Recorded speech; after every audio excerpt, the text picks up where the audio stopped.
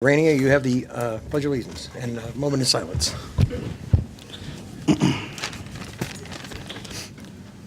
To that grand architect of the universe, to the ancient deities, and to our Mother Earth, we thank you. We thank you for the blessings you have bestowed upon us. We thank you for the blessings you have bestowed upon our neighbors. And we thank you for those blessings you have yet to bestow, but will when the time is right. We come here together tonight from various walks of life for one purpose, our children.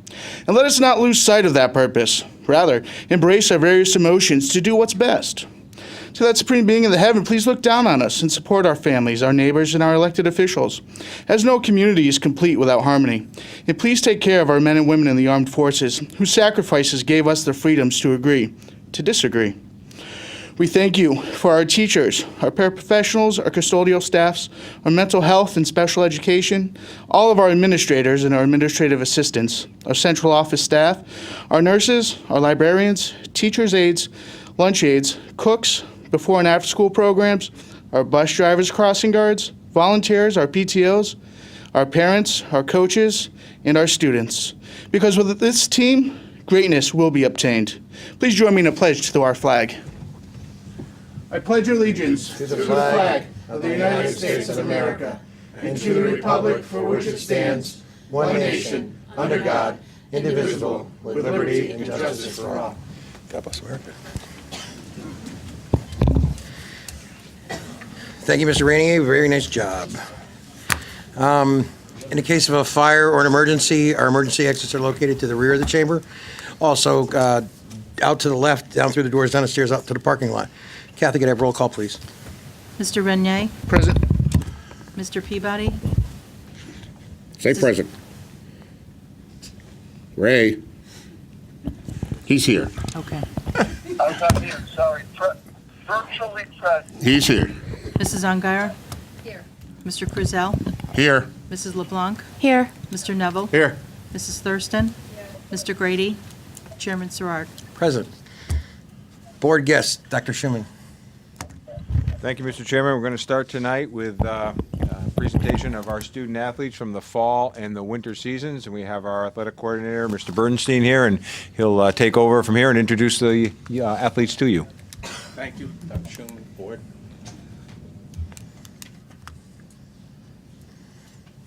Before we start, I would just like to thank all the parents for their support throughout the year.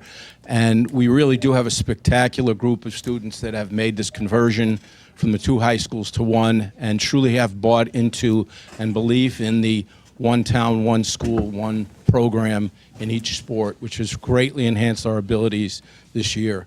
Many of the student athletes who would be receiving awards might not be here because of their involvement in other activities, like a DECA trip or another sport that they're in tonight, or a commitment in the community. We're extremely fortunate that our athletes do things in the community. Most recently, this weekend, the boys soccer team did a cleanup. In the fall, the girls and boys soccer teams did clinics and worked with younger kids. The basketball teams, boys and girls, did clinics for youth. And the baseball teams and softball teams are working with the youth programs as well. Football also does stuff with the youth programs. And even the dance team during the winter had a clinic for youth. So our athletes at all levels and all activities are very involved in our community, and we're all very grateful for that. Before we get to the actual awards for the fall, there are two special awards. I'd like to recognize two outstanding individuals who retired from the coaching ranks at the end of last year. The first award goes to Coach Walter Sully Sullivan in recognition of his 25 years of coaching at Fermi High School, cross-country, outdoor track, and indoor track. And during that time, Walter has coached several individual state champions, many league champions, and has touched the lives of literally thousands of individuals. So if Walter would come up here, I'd like the board to present him with this plaque.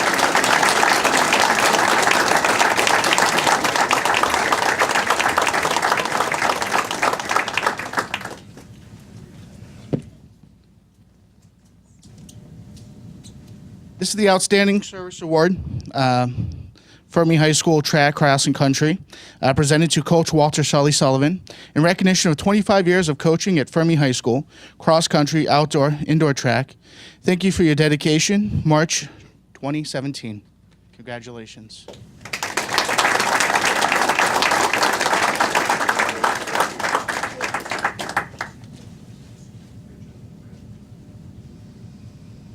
In total, Walter coached 22 seasons of two sports and 25 seasons of the third sport, so it's 69 seasons of coaching. It's a lot of time. Our next individual is truly a superior person in many things as a teacher, a coach, and a community leader. He was part of the building committee. He was, when they first started out with the construction committee with building the tracks. And this is Dan Coach O.C. O'Connell in recognition of 37 years of high school coaching in Fermi and Enfield. Many people don't know that Dan was a girls soccer coach and a boys swimming coach at Enfield High School years ago.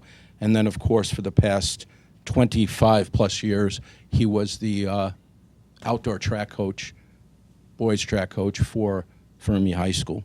So in recognition of those years, and along with his 10 individual state champions, hundreds of all-conference individuals, he started things like the local area's Penn Relays and AAU track programs. He also came up with the idea a few years ago of the co-ed relay, which is now this Saturday going to be officially named the Dan O'Connell Co-ed Relay in honor of Dan.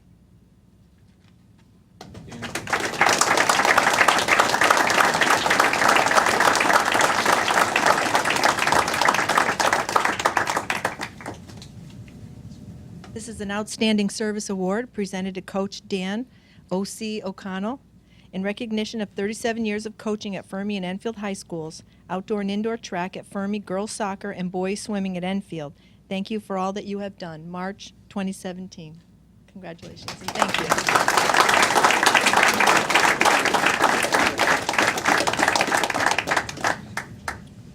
And before we break down to the fall awards, there are two special awards I'd like to give out.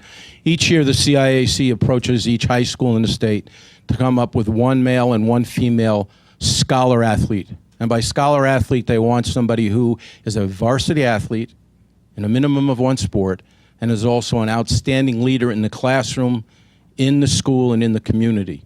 And I'm very pleased to announce the two individuals and have them come up here together and recognize them one at a time, but have them both stand here together once they're both called. The first one goes to Jesse Meyer, CIAC Scholar Athlete of the Year.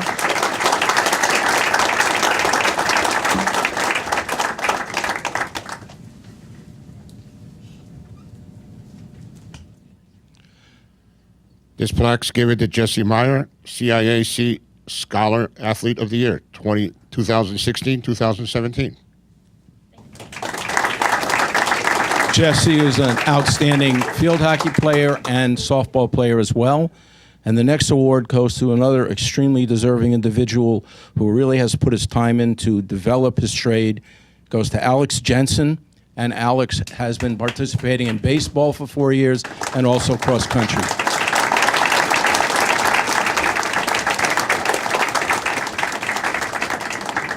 This award is going to Alex Jensen, CIAC Scholar Athlete of the Year, 2016-2017. Congratulations.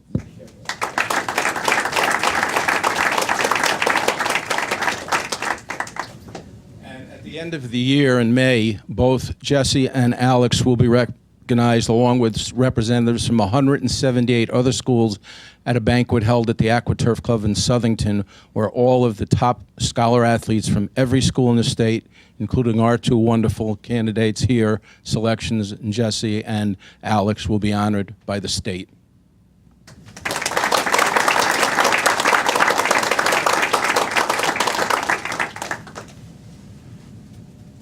We're going to move on to the fall awards, and as the individuals to my left, the board, read the certificates. If there are other things that go along with it, I will bring those things forward.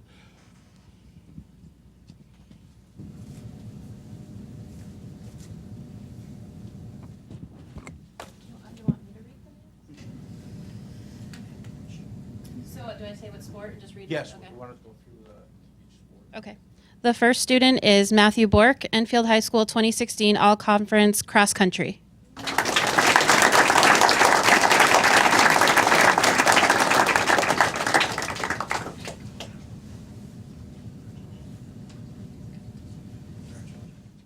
We also have Sydney Nash, Enfield High School 2016 All-Conference Cross Country. I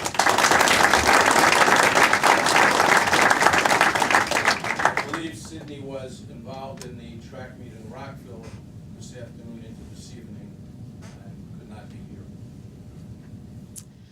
We have Jessica Mayer, Enfield High School 2016 All-Conference Field Hockey.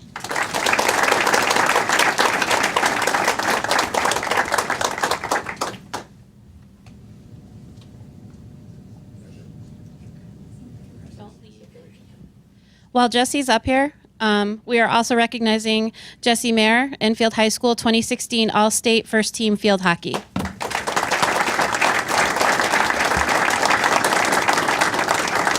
And we have another one for Jessie.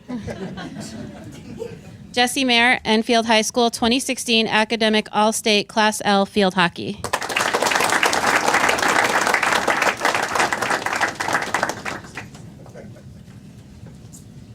Next is Taylor Gigalone, Enfield High School 2016 All-Conference Field Hockey.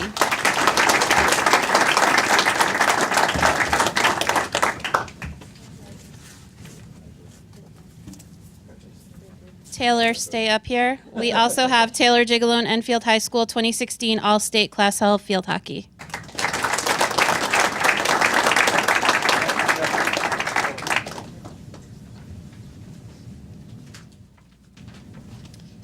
Tori Gigalone, Enfield High School 2016 All-Conference Field Hockey.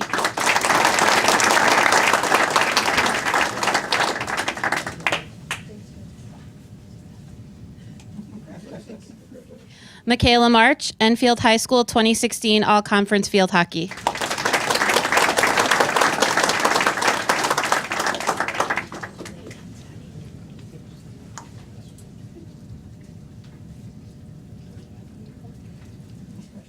Caitlin Bork, Enfield High School 2016 All-Conference Field Hockey.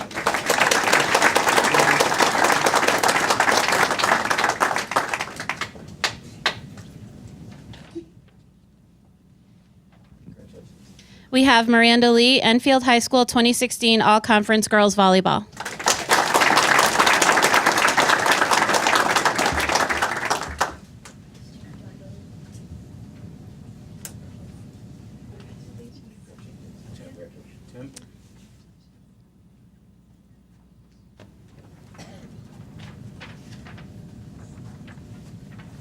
We also have a special award for Taylor Gigalone from the National Field Hockey Coaches Association, Southern New England Regional Team, Fall 2016.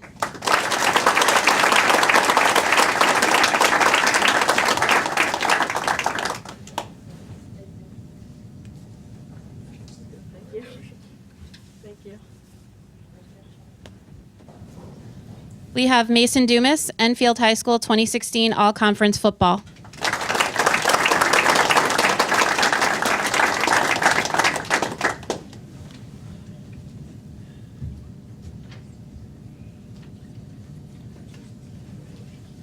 Jalen Paget, Enfield High School 2016 All-Conference Football.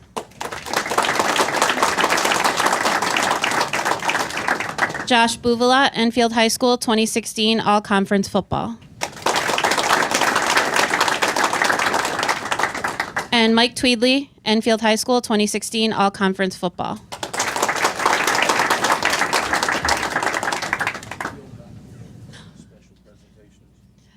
Colin DeBarber, Enfield High School 2016 All-Conference Football.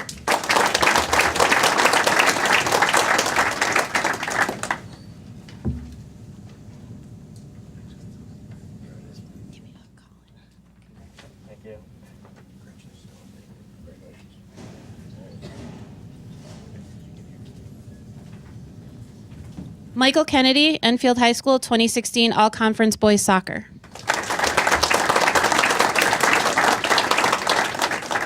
Noah Vayu, Enfield High School 2016 All-Conference Boys Soccer.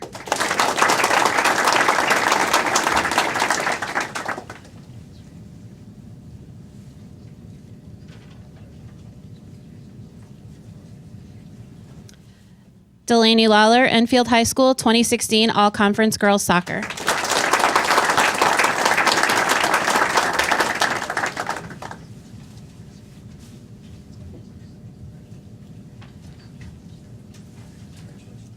And we're going to ask Delaney to stay up here. We have Delaney Lawler, Enfield High School 2016 All-State Class Double L Girls Soccer.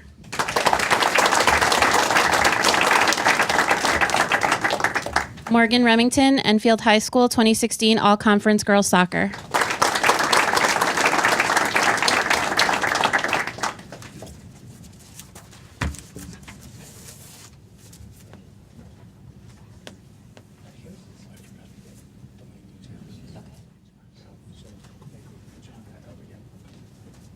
Delaney, you have to come back up. We have Delaney Lawler, Girls Soccer Class Double L All-State 2016.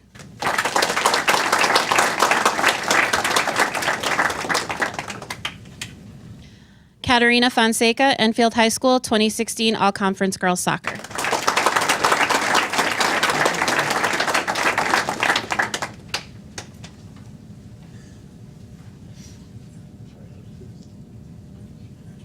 And we have Alex Capodicaza, Enfield High School 2016 All-Conference Girls Soccer.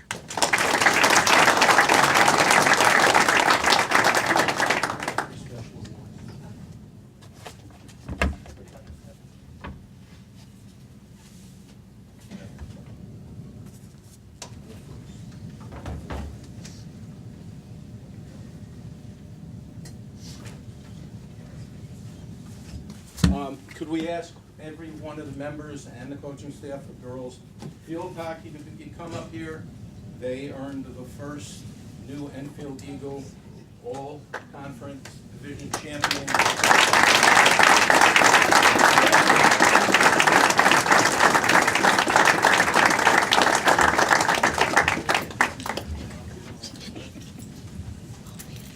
And with that, yes, you should. You guys should hold it, and some of you may want to kneel down in front and give this plaque to Cookie or Amy. Okay, Central Connecticut Conference Division champions presented to Enfield High School in recognition of winning the North Division Championships in field hockey for 2016. Congratulations.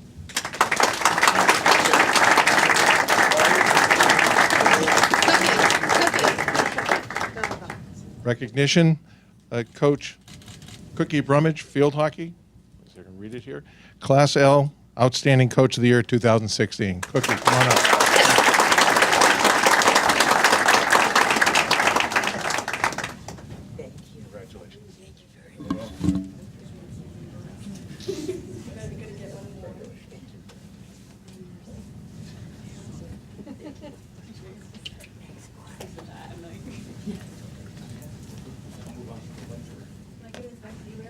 No, keep that for now, and then get it back to school. Miss B can bring it back to the school, and then we'll hang it up. find a place to hang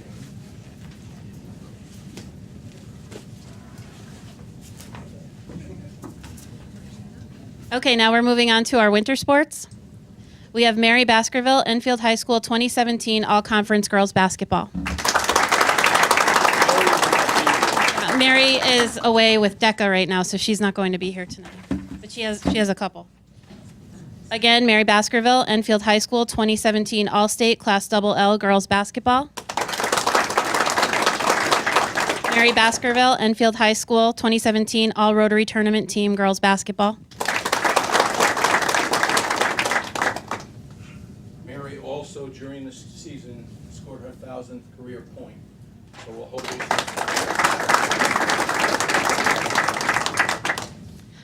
Next up, we have Danielle Delano, Enfield High School 2017 All-Conference Girls Basketball.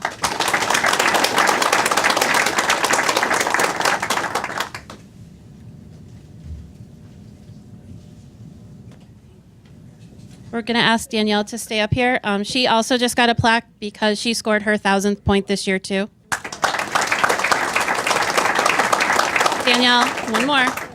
Danielle Delano, Enfield High School 2017 All-Rotary Tournament Team Girls Basketball.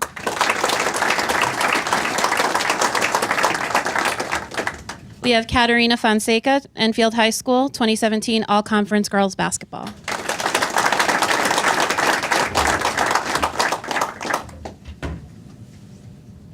We get to the end of the girls' basketball, we'll hold it because we have new plaques.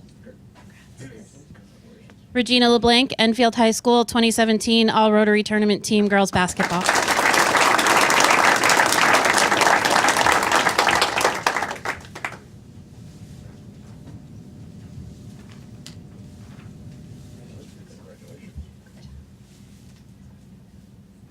Boys Basketball, Kumar Brown, Enfield High School, 2017 All Conference Boys Basketball. Jaden Archer, Enfield High School, 2017 All Conference Boys Basketball. Presentations for we'd like to have all the girls basketball team and coaches, whoever here, come on up, please, stand in front. This is for the 24th Annual Enfield Rotary Girls Basketball Classic, the 2016 champions.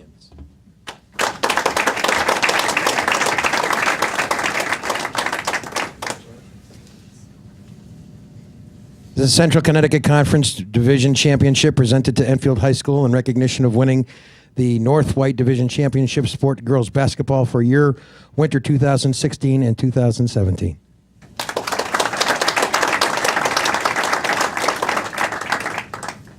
Central Connecticut Conference Girls Basketball Tournament Championships 2016 and 2017.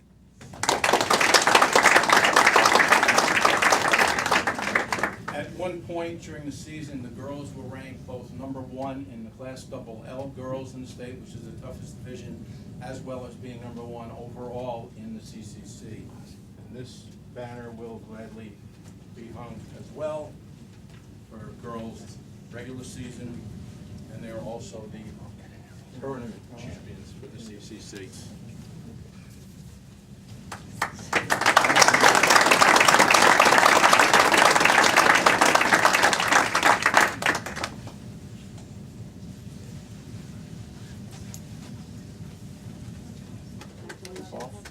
Yeah, it's the last fall award.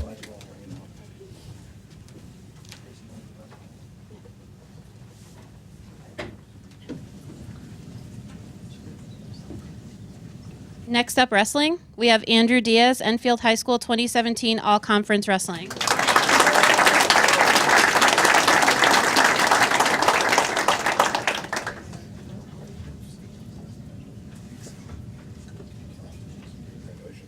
Sean Messina, Enfield High School, 2017 All Conference Wrestling.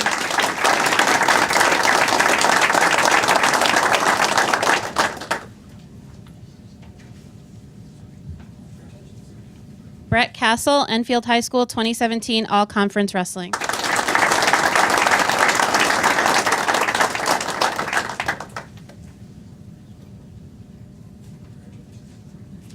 Nathan Chesworth, Enfield High School, 2017 All Conference Wrestling.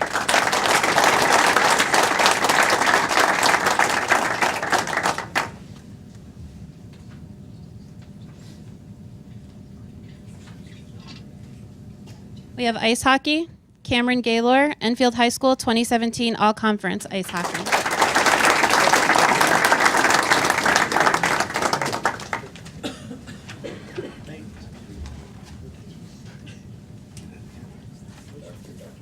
And Jason Marin, Enfield High School, 2017 All Conference Ice Hockey.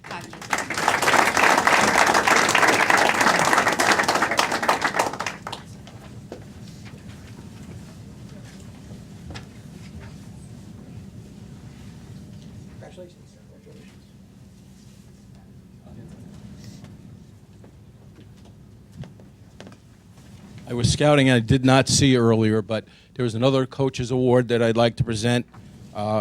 Again, very instrumental in the joining and uniting of two of the most powerful programs the town's always had, which is soccer, both boys and girls.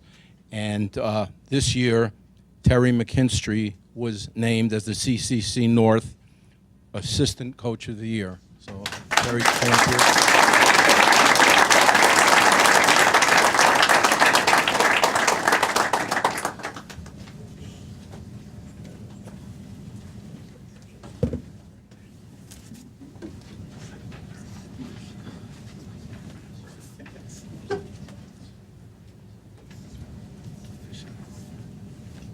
That completes the awards for the fall and the winter. I would just like to also add You'd be so proud when you see, and you do see the grades.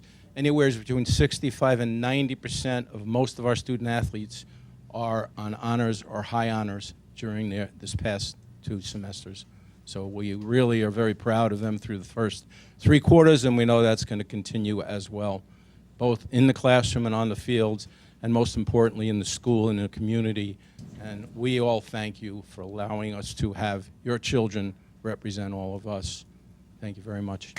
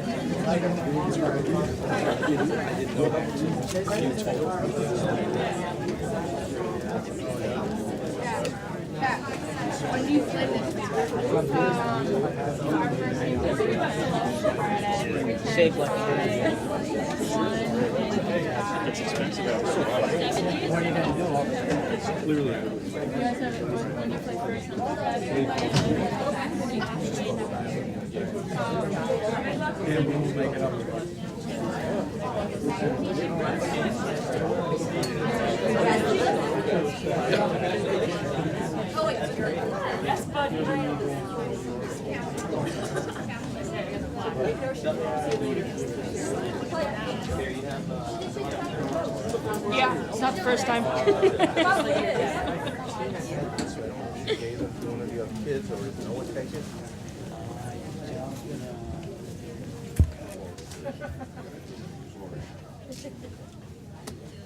Where'd Tina go? Oh, okay. You could be in the box, I just gave to Jay. You know, it's in the box that Jay has. Perfect, thank you. Oh, yeah. Okay.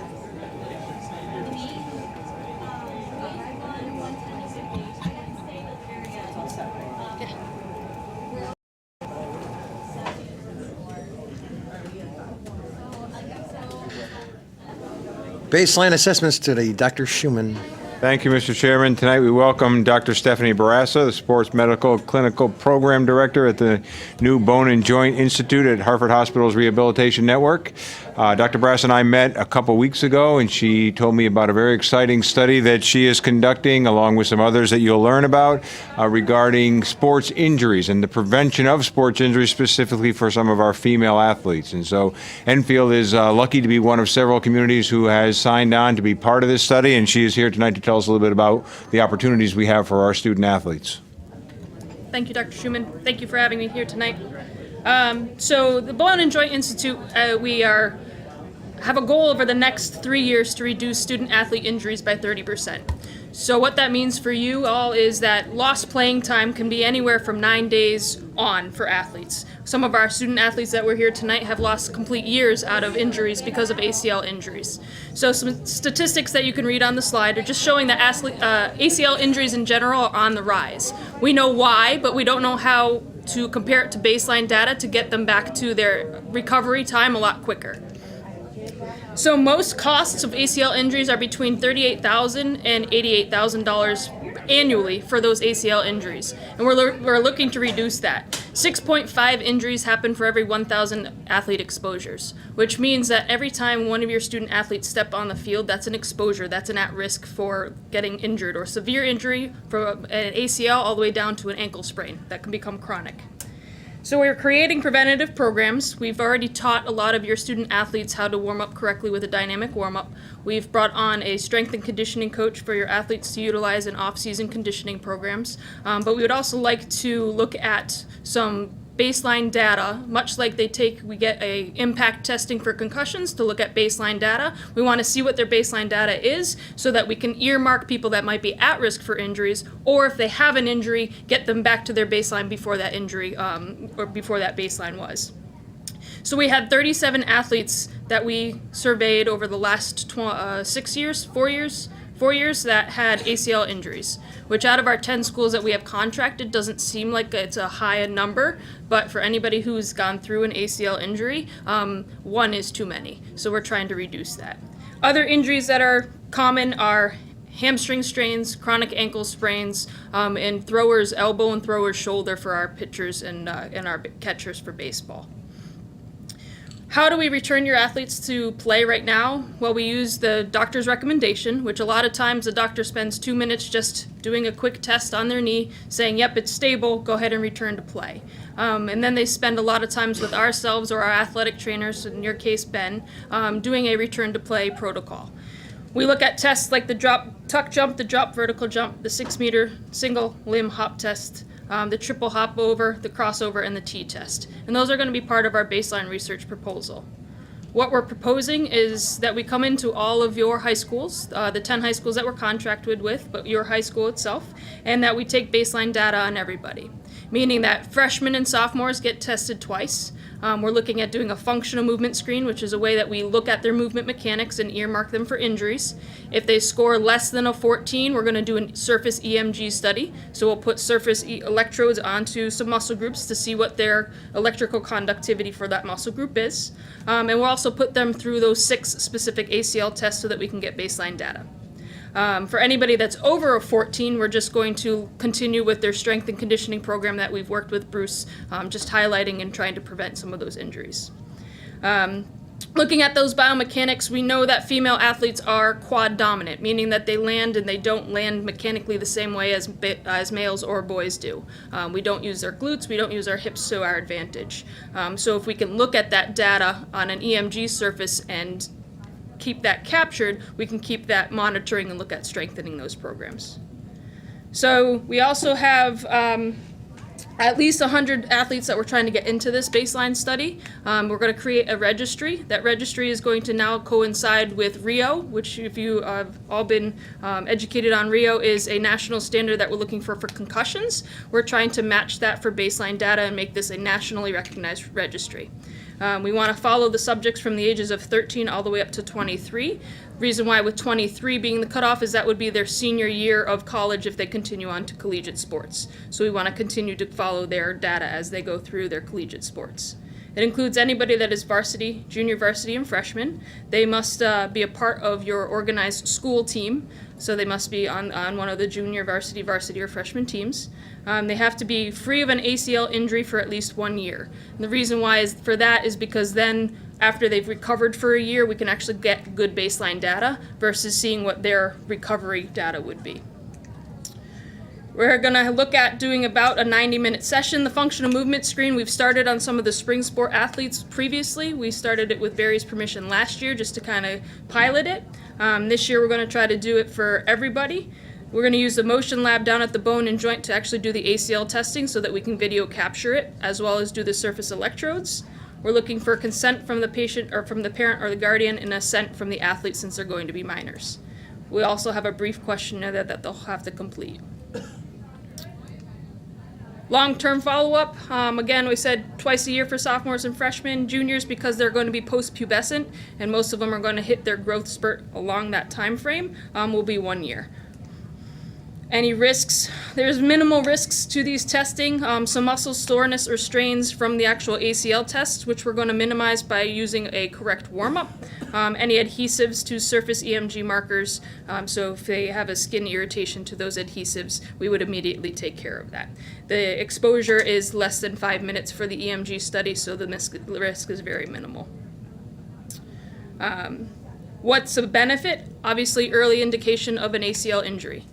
Also allows for individualized programming, so then we can take what Bruce is doing and make it more specific to those athletes for corrections, and the satisfaction of helping sports medicine professionals realize what those markers are even earlier.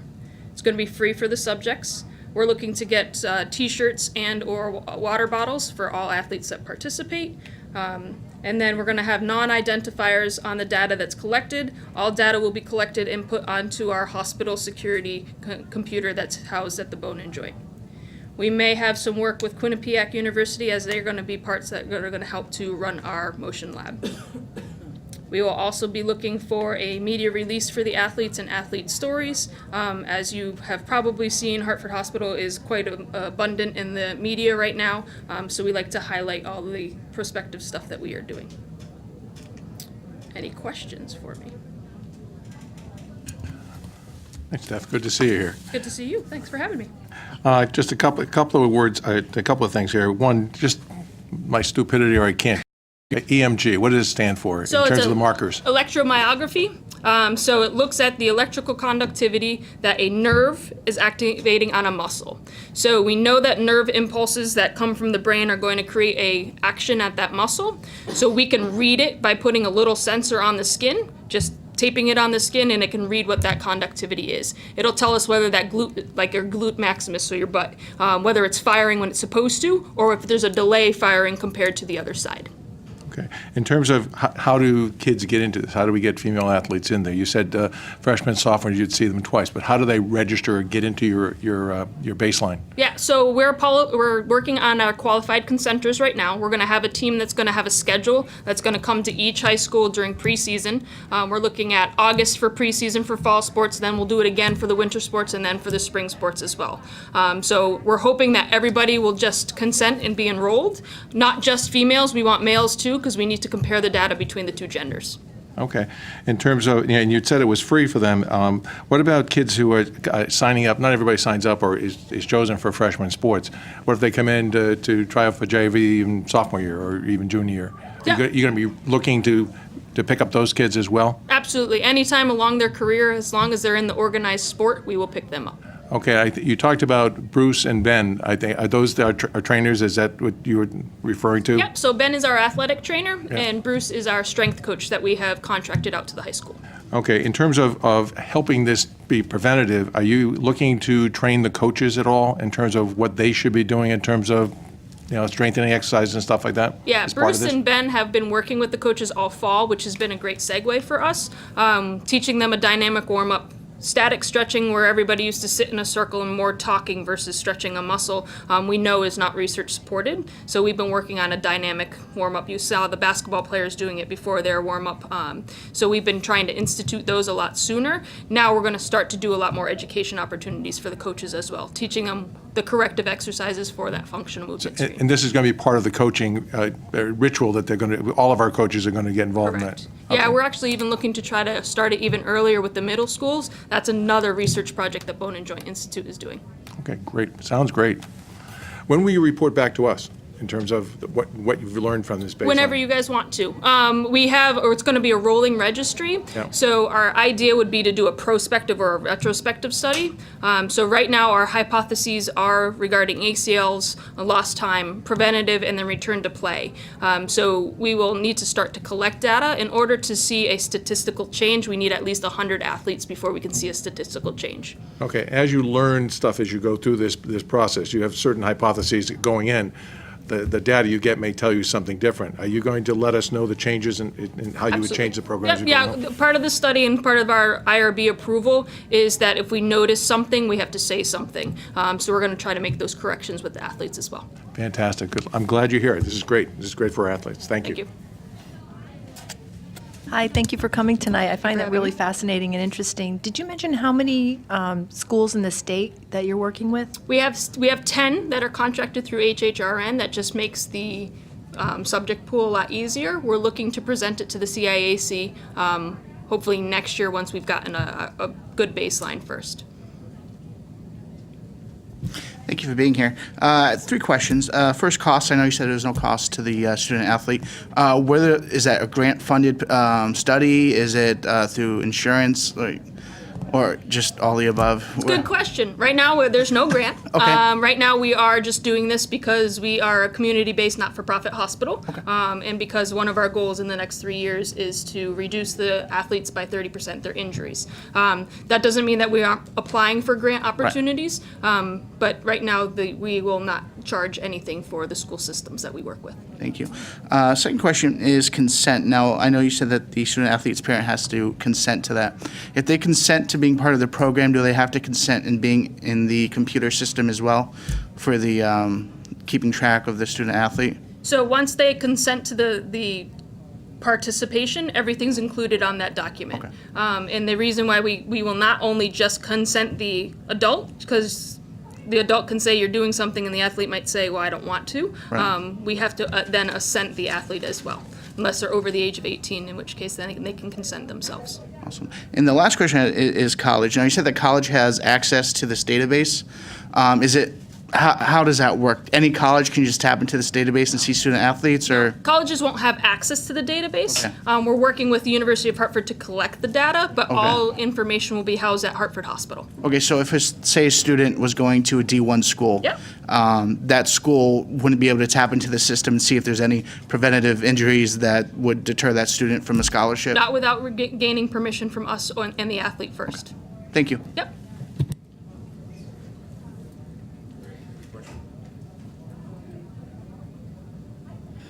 Dr. Peressa, thank you so much. Thank you.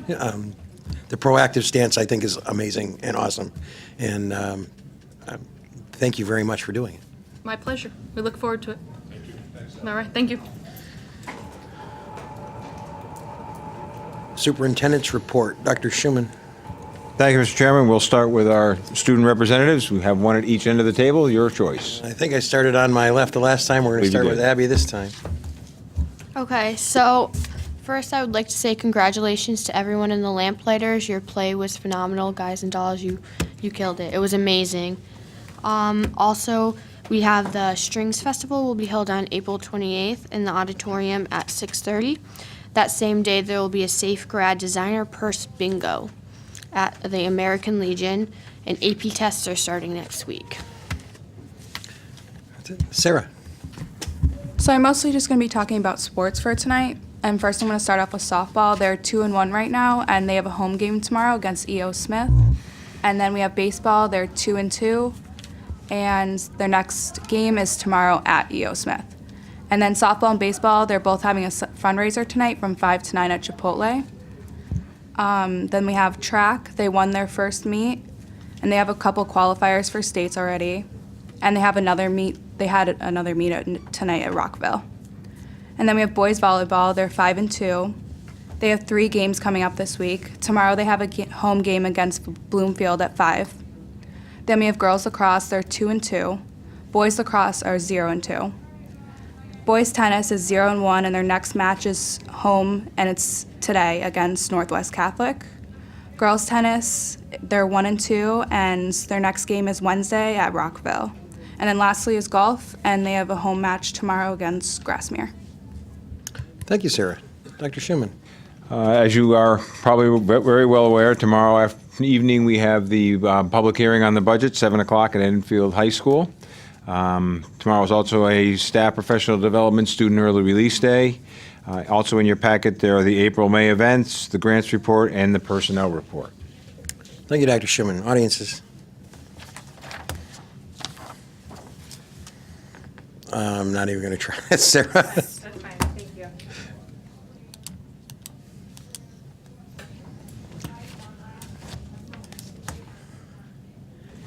So I'll help you a little bit. Thank you, Sarah.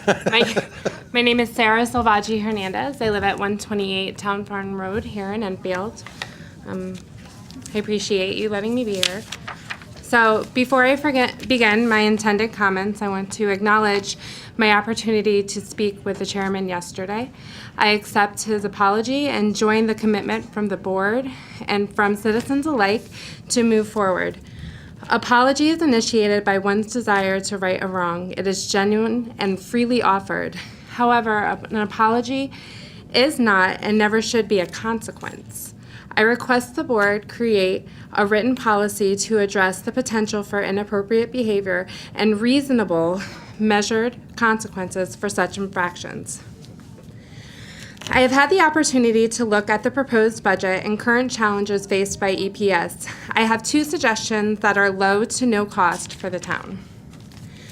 First, I would advocate for a dedicated grant writer to be included in the upcoming budgets. I'm very excited to see some of the grants that are being discussed tonight. A grant writer could assist EPS in locating funds to implement innovative and programs and learning opportunities for our students while respecting the taxpayers' already stretched dollars. A recent grant awarded to Suffield supplied iPads for the students, while a grant awarded to the Bristol Head Start gave them a new playscape and equipment sponsored by the Boston Red Sox. My no-cost option centers around occupational therapy. Typically, in the school system, OTs are seen as the sensory and handwriting gurus. However, we are uniquely qualified to address so many other areas, including mental health. In fact, a 2014 report on Sandy Hook from the Office of the Child Advocate named occupational therapy as a critical intervention to support the physical and mental well-being of students. Graduate-level occupational therapy students must serve 3 25-hour fieldwork opportunities in the community. In a small group format, they conduct a needs-based assessment to provide evaluation, education, and intervention on topics such as health and wellness, life skills training, positive coping skills, college preparedness, and more. This may be a positive opportunity for any of the EPS schools, but could be an excellent fit for Eagle Hour at Enfield High. I am an assistant professor in the OT program at Bay Path University and would love to help explore a partnership between Enfield Public Schools and Bay Path University's OT department. With the growing mental health challenges our youth face, this could be a powerful and proactive action to support the well-being of our town citizens. I'm going to leave my card over there. No pressure. If anybody would like to contact me, I would appreciate that. So, thank you. Thank you, Sarah. Any other audiences? Sure. All right, sensing none. Board member comments. Mr. Rainier. Thank you. First off, congratulations to all the student athletes this evening. It's awesome to see the progress that they're making in the unification of the two schools. So that's wonderful. Secondly, I just wanted to bring awareness. April, two things that kind of near and dear to me is Autism Awareness Month. So just wanted to, make it out there that support the cause. It's growing. Autism used to be something that happened in 1 in 2,000 children. Now the statistics are 1 in 10, 1 in 8, whatever statistic you read, but it's growing. So I just wanted to make that aware. And early intervention is definitely a big part of autism. So if anyone has any concerns of autism, definitely bring that up with pediatricians. The second one is April is also Child Abuse Prevention Month, and I just wanted to also bring light to child abuse occurring, and just as educators, coaches, people in the community, just keep an eye out for kids that are changing in their behavior, changing in their academics, changing in their sports, and kind of just take a deeper look at it and not just push it off because something bigger could be happening. So those are my comments for this evening. Thank you. Thank you, Mr. Rainier. Ms. Ungar. Good evening. I'd like to congratulate all the sport recipients, all those awards, and the 1,000-point award. That's amazing. Our kids are doing great things. I attended the Lamplighters Guys and Dolls performance Saturday night, and it was absolutely amazing. I have to thank Nate Ferreira, Richard Sullivan, Ralph Peterson, but especially Glenn and Sue Reese. Their direction was amazing. I forgot I was in a high school. The students were such great performers. I also really enjoyed the sets, the lighting. The costumes were beautiful. They were bright, and I purposely sat way in the back. I was like third row from the back because I really wanted to hear the acoustics and see what it would be like from back there. And it was amazing. They just did a great job. So kudos to everyone that participated in the Lamplighters. I was also a Lamplighter when I was in high school, so it was just warm to my heart to be there. CREC is also doing a performance of In the Heights, and that will be at the Museum Academy in Hartford. So anybody interested in that, you can Google the times and dates and the address. Let's see. Okay, and that's it. Oh, no, sorry. Most importantly, Enfield High is having our dedication ceremony, and if you haven't already, you'll be seeing these posters around town, and All of you should get an email, and the town staff as well. It's going to be May 13th. It'll be at the high school. We're going to have the Governor's Foot Guard, a ribbon cutting. We'll have light refreshments and self-guided tours throughout the high school.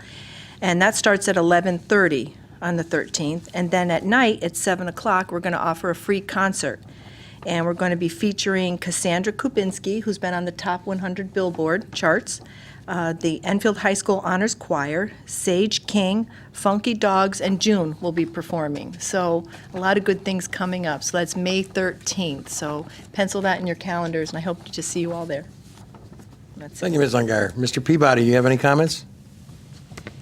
Yes, I did. Can y'all hear me? Yes. Good. Y'all look so handsome and beautiful on that board tonight. Must be because I'm not there. First of all, I want to just iterate what Gloria said. Attended the Guys and Dolls performance. Fantastic work. Again, Sue and Glenn Reese just delivered a wonderful performance, and the students are very, very talented. We ought to be very proud of our lamplighters. And also the return of Spencer Reese from Ohio, and he did the choreography. So we have a lot of people that come back and help in various things. Some kids come back and coach in some of the sports. Some kids come back and tutor our students, and some kids come back and help the lamplighters and the bands. That's a tremendous thing. To Sue, the dedicated grant writer, we did look at that a couple weeks ago. Unfortunately, the budget didn't support it. Just as I iterated last night, our curriculum coordinators will have grants to cover their salaries. We have other that write grants, but a dedicated grant writer would be tremendous. Centralized grant writing dedicated to and looking for grants. But just to let you know, Piper our technology office did write a grant, and we received a grant a couple of years ago, I think for 100 iPads. I think that was 2 years ago. We also have other people writing grants, one of which was a grant that to create the innovation lab at JFK. So we're very aware, the board is, and the superintendent's office and staff throughout the school system. But again, I think it's a great idea and a great concept to have a dedicated grant writer. Hopefully, our budget will allow us to add that to our staff and to our bag of tricks to help get efficient and get help with the finances for a very many innovative programs here at Enfield Public Schools. I'd like to congratulate Dr. Truman on his upcoming retirement. Also like to congratulate Mr. Resnick on becoming our next superintendent. Andy Longi for becoming a deputy superintendent. Aaron Clark stepping into becoming the principal at Enfield High. Congratulations all. Wish you all well. And just as a party comment, I hope you all fare well. Take care and thank you. Thank you, Mr. Peabody. Mr. Cruzel. Thank you, Mr. Chairman. I'd be remiss if I didn't mention hello to my wife, who's down relaxing in Florida and watching me on YouTube. The weather up here is raining and 51 degrees. Is she really watching?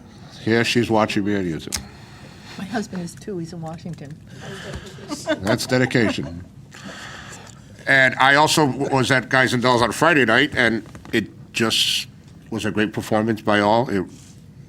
I brought back memories of when I was in Guys and Dolls back in middle school, and I won't mention the year, so we'll leave it at that. And then I got an email from Chris Bromson, our town attorney, to remind everyone that there is an FOI, Public Freedom of Information Commission, is holding a public forum for Freedom of Information Act on Wednesday, May 10th at 6:30 in the great room of the senior center. And if anyone wishes to get more familiar with FOI and all that, it's a great program, and everyone and anyone is welcome. So that's all I have. Thank you, Mr. Cruzel. Ms. LeBlanc. I have a couple things. I wasn't here when the email was sent, but I asked Mr. O'Connell if I could read it. If it was mentioned at a previous board meeting, I apologize, but the students are there right now as we speak. But Mr. O'Connell sent an email about DECA, and it says, I am proud to announce that the Enfield High School store has achieved DECA's gold level status, the highest possible, in their school-based enterprise program. This achievement is only awarded to those establishments that can prove they have met DECA's stringent requirements. 3 students, Taylor Oates, Arity Panastis, and Katie Phillips, worked extremely hard in organizing all facets of the store. This hard work paid off by the store earning exceeds expectations for 18 out of 56 areas. These students will now go on to represent Enfield High School at the School-Based Enterprise Academy at DECA's International Career Development Conference in Anaheim, California, at the end of April. This academy is designed to combine substantive educational experiences in competition with networking and vendor interaction. So I just want to say congratulations. They are out in California doing us all proud with DECA. I'd like to also say I'm proud of the sports teams that came here. Although only 2 teams got banners, which I think is quite an accomplishment because they went from Class M to soccer was in Class L, along with basketball. Every team that I saw, it was such an exciting time, and it was so great to see the students come together on the teams. It was really nice to watch. The last meeting, it was our Board of Ed appreciation, and so I wasn't here, but I have to tell you, I read every letter, and I brought some with me because some of them actually wanted me to share what was in the letters. So I just feel like I want to share because there is a point in time where we're adults and we're always feeling like we're teaching kids, but I think we learn a lot from kids. And I think that we forget in our busy day-to-day lives with work and school and baseball or karate or band or whatever that the younger ones are watching us and they're paying attention. So I just want to read a couple of these. This one says, Dear Mrs. LeBlanc, thank you for spending your free time at school instead of doing nothing at home. Somebody drew a picture of me and her. And it says, thank you for all you've done to make all the Enfield schools perfect. I admire the way you put all your dedication into helping the students of Enfield. You are extremely generous and helpful. I am positive everyone is thankful for all you have done. I am inspired, and I bet a lot of people are too. And she does this little skit picture drawing, and it says, hey guys, look, they're serving cheeseburgers with lettuce and tomato. And they're like, whoa, gasps in the picture. Dear Mrs. LeBlanc, thank you for all the stuff you do to support us. Thank you for spending your time helping the students of Enfield. Also, thank you for giving us your free time. I think you are very kind-hearted. Dear Mrs. LeBlanc, thank you for providing us books and materials to help us learn in math, ELA, writing, reading, and reading intervention, and morning work. I also want to thank you for volunteering your time and going to meetings at night when you could be sleeping without getting paid. This one's for you guys. She said, thank you. I hope this card brings a smile to your face. Thank you for all your hard work and your effort, your time, and celebration. Tell the Board of Education what I said in this card. Thank you for all your hard work. Have a great Easter and a nice spring. Thank you again. # you're awesome. And then this one says, Dear Mrs. LeBlanc, thank you so much for your time thank you so much for your time to give us the money to afford the supplies for school. # Board of Education, # girl power. So I thought those were cute because it reminds us that they're watching and that we're representing them. And it's things like these when the times are tough and we have to make tough decisions that remind us of why we do this in the first place. It's for the kids. And I just really wanted to share that with everyone because I stood at the kitchen table and I just opened everyone and I had the biggest smile on my face. And it was such a nice gesture. So I thank all the students of Enfield because I'm sure we all got letters like that. I loved how they were very specific, I'm sure with the help of their teachers or maybe their parents. But thank you again. So that's it for tonight. Thank you, Ms. LeBlanc. Mr. Neville. Okay, ditto on that. Thank you for bringing that up. Yeah, I'd gone through it. I hadn't thought of bringing them here, and I think that's great. Some of the nice things that happened to us are things like this. I think we were all surprised. When I walked in, saw we couldn't see anybody behind the flowers and things. hadn't even thought that that was going to happen, and it was a surprise. And the young lady who talked about it putting a smile on her face, it certainly did put a smile on all of her face. The second thing that put a smile on my face are the evenings that we spend here talking about our athletes and our scholar athletes. Okay, and I think our director of athletics made it clear that it wasn't just their excellence in academics. It's what they gave back to the community in terms of clinics and workshops to the youth in this town, and also just their work around this community. That they're not just athletes, but their academics are among the highest there, and that pleases all of us here. We'd like to see scholar athletes and kids working their hardest to get the most out of this academic program that we work so hard to offer. But also, these outstanding young men and women that we celebrate their accomplishments. And I think we've talked about this numerous times, that we just don't celebrate the good things sometimes that happen. We get caught up in some of the minutia, unfortunately. It's important, dealing with all of the things that we have to deal with. But I think, as Tina said, we don't want to lose sight of what we're here for.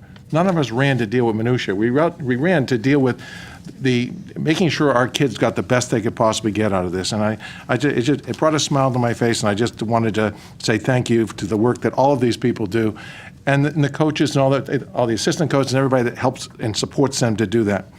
I was really, really pleased to hear it. And Dr. Barassa, Stephanie, to us, we've known her since she was born, and the good work that she's doing down there. It's critically important. I have two daughters that played sports, and injuries were a problem back then, and they still are. And that we're doing something proactive to try to, and preventative, I think is a great thing. So, Dr. Schumann, thank you for bringing it to our attention and getting us involved in it. I think it's critical, and I think we're going to all learn from the data analysis they do, and also hopefully from the 30% reduction in injuries that happen to our young athletes. And finally, just a little bit of humor here. I was being retired. I have a long honey-do list that my wife has for me to get done, and oftentimes I have to head over to Home Depot. We were there a couple of weeks ago, and I saw all these little kids following their teachers, and they had these miniature Home Depot aprons on, okay, and they were wonderful. They were just trailing, it was like a line. I don't know whether they were holding a rope or what, but they were just going down and getting a tour of Home Depot. And on the end of the store, I heard all this hammering, and they had them hammering and doing whatever they were doing down there, and giving them an experience there that I'm sure kind of stuck with them. We talk about our engineering and all kinds of stuff. I mean, I don't know about the rest of you, but I learned a lot at Home Depot and some of their workshops.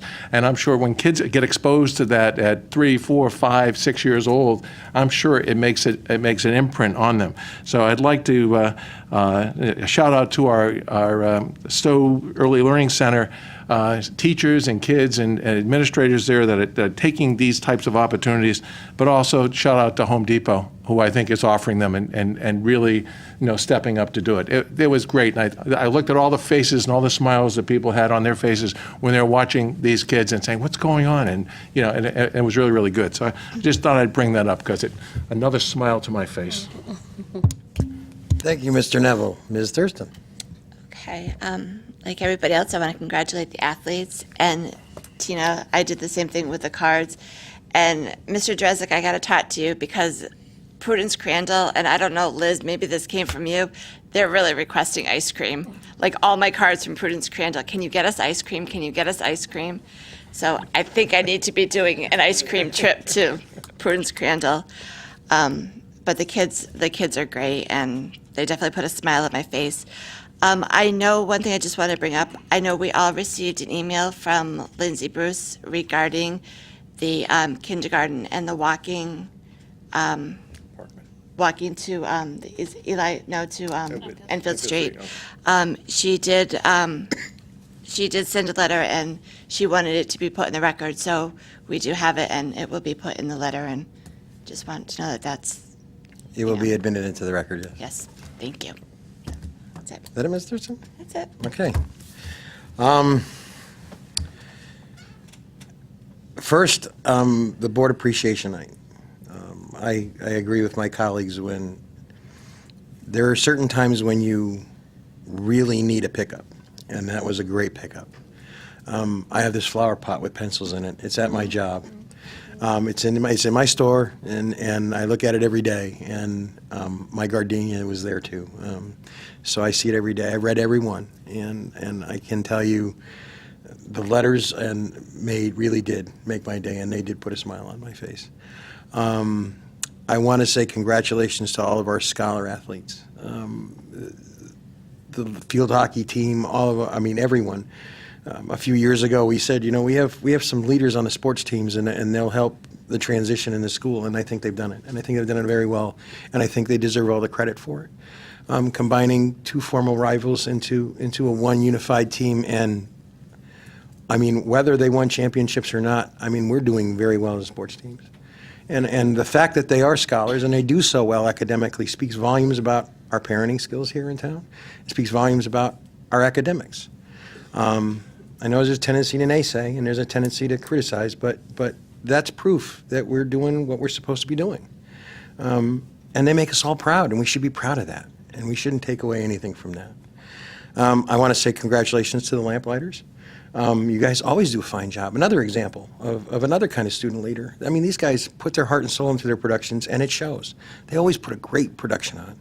And to our DECA team, as an entrepreneur and a small business owner, the fact that we have these younger individuals moving forward in life and putting a challenge and putting Enfield on the map in a good way, you have to sing their praises, because these are big things. These are huge things. And it's very bright for our future as a town and as a country. With response that Mr. Peabody said about the grant writers, early on, we recognized the need for grants. So we made it a condition of employment for most of our cabinet. So they're writing grants all of the time. Mr. Barassa is, our curriculum coordinators are, that's their job. And they far exceed their salaries with the grants that they bring in. And our grant numbers, the dollars that have been coming in higher than they have in the past. So there's a lot of credit. I know it doesn't often get sung about, but those are things that we need to talk about. I know it's been mentioned before, but it gets forgotten. And they are there, and they're doing it. It was a way of being more efficient with our funding by making it their job, and they're all experts at it. They do a very good job. When things get better financially, we'll probably look into, at least I hope to, looking into a professional grant writer. But right now, we have at least 5, and it's part of their condition of employment. So.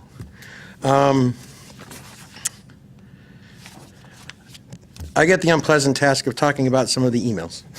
So we have some numbers from Nathan Hale. There was several emails regarding an exact cost for savings. During the budgetary process, there are things that, as the process is working through, there are things that we're allowed to discuss as a board. There are things that we have to wait until, like, negotiations, contracts are solved. During the budget process, there was $200,000 savings on the town side alone, from buses and all this other stuff. At least that's what I've been told by members of the town council. There was $70,000 in busing costs that were saved because we were able to negotiate a flat fee. They were talking a 2% increase when we were negotiating. That 2% increase went away, and it is $70,000 from the total busing contract that we put aside. And between the salaries of the principal and the 2 clerical persons, that's $166,200. So if you add that all up, the savings is $436,200. Not to mention the $4.1 million in cost avoidance that we're going to face by closing that building for the rehabilitation of that school. Those are the numbers. With regards to Alcorn and Barnard, in the middle of May or the beginning of June, we're going to have a total accounting number for what it actually cost to do that. There's a lot of scuttlebutt, as I think is a good word, around this issue, and there needs to be some clarifications. The Board of Education has currently authorized 3 purchase orders. The first one is a PO to Home Depot for $2,000. The second was a PO for Sherman-Williams for $2,000. And the third one was a PO for carpet cleaning for $1,500. Of those purchase orders that were authorized, we have currently spent $800 at Home Depot and $500 at Sherman-Williams. Now, the $15,000 that we need for carpet, or $1,500, excuse me, for carpet cleaning, that puts the total at $2,800 so far. That's what the cost, at least the material, is in the transitioning from central office to Alcorn. Now, back when we reorganized the schools, it was always the plan of the Board of Education to move central office to Alcorn. It was on the back burner for a long time. There were other issues that came forward. That was what was supposed to happen. Now it has. There has been no new furniture purchased. There will be no new furniture purchased. That's just, I don't know where that came from. That's just a really bad rumor. There's nothing anticipated to be done at Barnard. The central office space has recently been repainted. The only thing I think that has to be done at Barnard is removing the placards on the offices. The special classes that are going to Barnard, there's nothing that needs to be done, at least in the foreseeable future. The idea that stuff needs to be done at Barnard, we've said it I don't know how many times, after conversations with the superintendent and the deputy superintendent, nothing is going to happen at Barnard except move kids in. And I don't know how many times we have to say it, but that's the truth. There's been some documents that have been released to the public, and I don't have a problem with the documents being released to the public. The problem is the documents were released without context. There was an appraisal that was written by Mark Garr for the town manager to address a specific request, but it was completely removed from context. The way that I understand it is kind of like you need a new car. You want a new Jeep. You have $25,000 to spend on a new Jeep, but you don't know what it's going to cost you. So you end up going to the dealership and you say, I want a new Jeep. And the dealer goes, brand new Jeep is $38,000. But you only have $25,000. So you don't get the brand new Jeep. That's kind of where the conversation started, and then it took a way of its own. There was a document that we were all CC'd on that I didn't get a chance to read from my email. It showed up on Facebook. Showed up on Facebook before I could crack open my email. Now, I understand the public has the right to know this stuff, but they also have the right to know the context of the conversation. It's like walking in and talking to, overhearing a conversation, the last 3 seconds of a conversation, and missing the entire 20 minutes that happened before. I don't know why it was done. I just think it was probably not appropriate, especially since the context was removed. And it's caused a whole lot of controversy because we're not replacing carpets at $70,000. That's a document that was put on Facebook completely removed from context. That's just wrong. No matter how you cut it, it's wrong. Especially when I'm the chairman of the Board of Education and I didn't even get to read it before it was out on Facebook. I don't know what the intent was to do that. I'm hoping that it was pure and just public information, but I don't know. Come to the budget presentation on Wednesday, because we're going to be talking about a lot of the positives. I mean, after last budget, I'll put it into perspective here. When we were first elected to the Board of Education, when I was first elected to the Board of Education, we understood one thing about the Board of Education budget, that it was going to exponentially grow, maintaining what we had, just maintaining what we had, and it would soon overtake the rest of the town budget. So because I'm a numbers guy, I sat down and figured some stuff out. I came up with a graph because it's real easy to see a visual. I know it's kind of hard to see it on TV, but the red line was where we were headed prior to our reorganization, prior to all the good things that we've done here in Enfield. If everything else remained the same and all we did was replace personnel as they retired, and we maintained the neighborhood school system and did all of the things that we're told that we needed to do, our budget right now in 2016 would be upwards of $91 million. That's assuming that everything else went the same, but we know that it probably wouldn't have. It would probably be a whole lot more. The second line you see is the blue line. The blue line is our actual budget. The blue line is where we're at right now and what we've done over time. You see this big jump right here between, I think it's 2010, 2009 and 2010. That's when we consolidated the custodial services and we turned the buildings over to the town. That's the only time you'll see a Board of Education budget drop. And it dropped significantly, almost 10%. Now after that, it's remained relatively flat. We are currently at this point right here, and I believe, well, I've got the numbers written down. 2016, the town's portion, this is removing federal funding so we know how it impacts the town. was $65,800,000. That's including ECS grants and all the other stuff. That's where we were at in 2016. In 2017, we were headed, we would be well over $96 million right now. If we had done nothing, that's the yellow mark.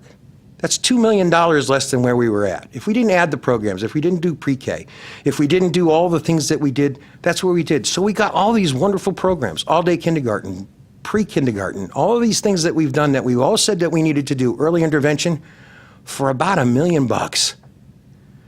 All of the savings and all the hard work that we've done, bipartisan hard work that we've done, has resulted in almost, if you do the math, and $1 million or $2 million is 1 mil point, that's taken 10 mil off of your taxes. Now, people will say that's affected the schools negatively. That's not true, and I'll tell you why. If you do just by test scores, and it's hard to just evaluate by test scores, Enfield's kind of in the middle of the pack. Because if you eliminate the top 10% of our academic performing schools and the bottom 20%, everybody that's stuck in the 70%, the only thing that separates them when it comes to test scores, because I've done my homework, is a few tenths of a point, sometimes a few hundredths of a point. Now, we're not an alliance district. Now, some school districts like Manchester is an alliance district. They get an additional $4.1 million from the state because they are a troubled school district. 55.5% of their student population is on free and reduced lunch. Enfield is at 38. But Enfield has some pretty unique characteristics about it. It's got a higher than normal special education population. When you do the testing, they don't adjust for that cohort. They never have. There's some if you have an overwhelming number, but we haven't hit the overwhelming number yet. So it's kind of hard just to use test scores, but that's all we've got. So when folks say it's adversely affected, I don't believe so. We have shaved roughly $30 million out of the budget on growth and are producing the same results as some towns that are spending twice as much. That's the fact. And we have every reason to be proud of that. Why? Because we did it together as a team. And when we forget those things and we only focus on the occasional bad thing that happens, it really does take away from all the hard work and all the good work we've done. And it gives the school system a black eye. Enough for tonight. Guys, again, thank you to everybody. Thank you to my team, our team, the Board of Education team. We've done it together, and we've done it with the help of our teachers. We've done it with the help of our administrators, and they've all stepped up to the plate. And a kudos to all of them, too, because we're all on the same page. And that's one thing that we promised that we would do, is all get on the same page. Moving on. Unfinished business. Dr. Schumann. We have no unfinished business. We have new business. New business. Dr. Schumann. The first two items in new business are grants, and we're going to hear a little bit about two grants. The first one is we're seeking the board's approval to allow me to sign the grant for Adult Education Program Enhancement Project. This is a grant that you have been part of since 2013. It's a federally funded grant. There are no additional costs incurred by the school system. It's part of the Workforce Development Program. It allows us to partner with Asnuntuck and provide opportunities for 35 adult education students to study workforce things in the workforce development. So what we're looking for the board tonight is for you to vote to allow me to sign the grant and send it off and see how we do. Do I have a motion to approve the superintendent signing? Motion made by Mr. Neville. Second. Seconded by Mr. Krusel. Any discussion? Roll call. Mr. Renier? For. Mr. Peabody? Affirmative. Mrs. Ungar? Yes. Mr. Krusel? Yes. Mrs. LeBlanc? Yes. Mr. Neville? Yes. Mrs. Thurston? Chairman Serrard? Yes. Motion passes. And our second grant is the approval of the school readiness grant. Tonight, we welcome Director of Social Services, Dawn Homer-Bouthier, and Kite Chairperson, Leanne Bolio. And they're here to answer any of your questions, and I'm not sure if they're going to give us an overview of the grant first. That'd be great. They'll give you an overview of the grant, and then if you have any questions, they'd be happy to answer them. Good evening, everybody. So this, too, has been a great ongoing grant. It's a great partnership that we have with the Board of Education, and the information that Kathy helped us prepare for your packets tonight kind of gives you a little synopsis. This is a competitive grant made available to us by the state of Connecticut. We have applied historically since, I want to say, 1972, maybe? It's been a long time. I was there for the legislative part, so. And the grant funds have gone down a little bit, no surprise there to anybody, but this year, we'd be asking for $262,366 for 28 preschool slots. Those are for the 3- and 4-year-olds. And some quality enhancement money, which is basically a percentage of what we get on the other grant. So historically, what we've done is gone out to competitive bid, which we're required to do, and we're in that process now. We have a committee coming together at the beginning of May. May 10th. To review and score and rate the applications, and then that becomes part of our school readiness program here at Enfield. I serve as the school readiness liaison for the town, so Leanne serves as a chair of our KITE, which you know and love from the work that we've done here. So Leanne's been our chair. So together we kind of put those proposals together, ship them off to the state, and then we get a big, hopefully, grant check in the beginning of July. That's what we're hoping for. Any questions that you guys have about what we do for school readiness? Mr. Neville? First of all, thanks for what you guys do. I mean, I know I've seen the benefit all the way through for probably most of those years, unfortunately, or fortunately. The question I have is, you talked about it been going down gradually, as it has with the times. Yep. What were we getting in the past? So we estimate, it hasn't gone down much. I want to say it went down $12,000 last year. We anticipated, with the way the state and federal budgets have been looking lately, that this is about a 10% decrease going into next year. We've actually lost a couple of slots. We went down from 30 to 28 slots. Okay. Thank you. Yeah. Anyone else? Mr. Peabody, you have a question?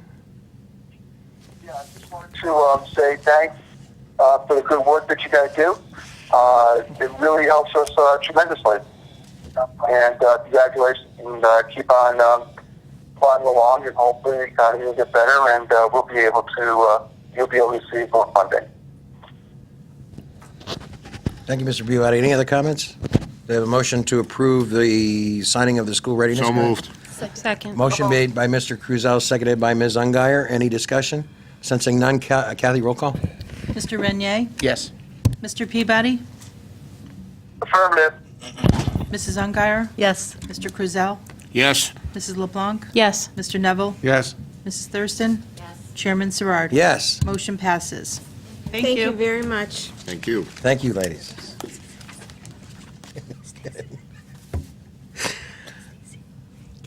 Items 11C, Policy Revision, Board of Ed Policy Number 6146, Requirements for Graduation, first reading. Dr. Schuman? Yeah, both policy of these guide. policies emanate from the Policy Committee, and I'll defer to Mr. Renier or Mr. Drezek. And I will refer to Mr. Dresick. Okay, I'll take this one from here. The first policy is the requirements for graduation, and that's in part of the discussion, if you recall from last evening, as part of the budget deliberation, there was notification to the council that one of the things that has been ongoing with the state of Connecticut is the increase in the number of credits for requirement for graduation. Right now, our current graduation requirements are set at 22, but as of the year, the class of 2020, it will be moved up to 24. So the changes in this policy, and this is generated from the curriculum subcommittee, are to make those reflective changes in our existing graduation policy. In addition, there's other small slight changes throughout the policy referencing our grade point average. As you recall, about a year and a half ago, we made some changes to our 4.0 grade point average scale. That wasn't reflective in this policy, so we've made that correction there as well. And as you can see, it's referenced several times, and those are just minor changes. Outside of the only other change that's notable on here is the increase to get to the 24 credits for graduation.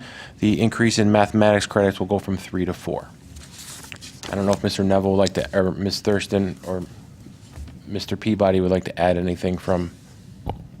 I think we're also shooting, as you highlighted last night, at 25 credits ultimately. And I guess we've been looking at it and talking about it, and I think one of the things that keeps coming up is they back it off. They have not, so we're trying to be anticipatory and deal with it before it gets done to us. But I think they held off on it for a while, and they're looking to have that date be hard and fast, but I don't think I'd bet money on it at this point in time. This is the committee's in trying to be proactive. Right. So that way it's not thrust upon the board at the time that the legislation actually is enacted. We agree. Just pointing out that it may or may not be a hard date. It will be for us. It just won't be for the state. Anybody else? They have a motion to, well, before I do that, in your professional opinion, could we get a suspension of the rules and waive the second reading? Do the first and second tonight? And just knock this out since this is a state mandate? The board has done that in the past. So moved. second.